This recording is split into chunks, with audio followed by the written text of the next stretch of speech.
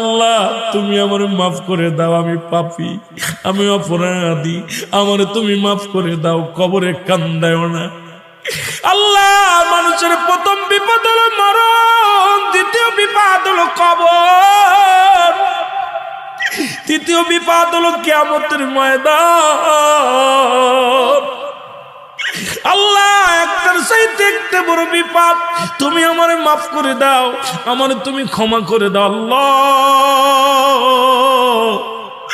ও আল্লাহ তুমি আমারে মাফ করে দাও।